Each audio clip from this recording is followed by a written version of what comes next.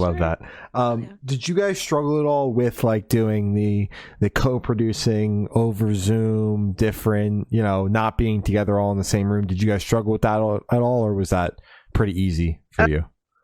No, I think I always say like on people. I always say like we're undercover old.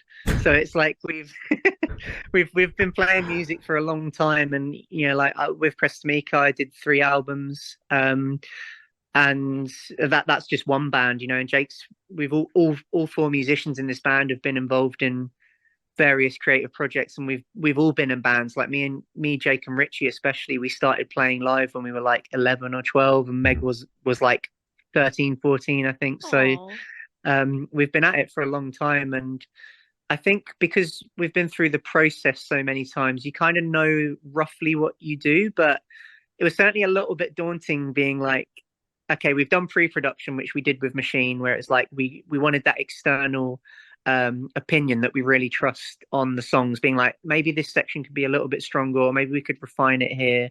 And funnily enough, this was probably the project that had the least stuff that got changed in the pre-production side of things. But then after that, it was really, we're under Machine's guidance with some technical things and how to mic stuff up and maybe how to, track stuff so it was in the best condition for him to mix. Mhm. It was really, we were just kind of on our own and just sort of figuring it out as we went along and just being quite creatively, you know, as open as we could be, and yeah, just kind of seeing what would happen. It was a very new thing for all of us to be doing our own project. Richie does a lot of production on his own as well, and he really was, without him we would have struggled because he engineered the majority of the record. Like me and Jake recorded guitars together and engineered them, but Richie was really like, without him the projects would have just been a mess.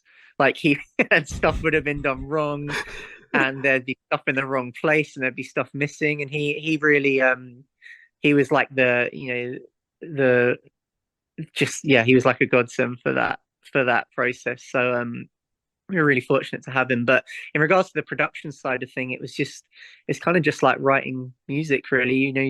You're listening as objectively as you can to what could be stronger, or maybe layers that you might hear, or stuff that you might want to be, have a bit of a light shone on a little bit more, so maybe you track it up a bit more, you add in a new textural layer or anything. And yeah, it was kind of, I feel like we were semi learning on the job, semi putting everything we'd learnt from previous projects into practice with this.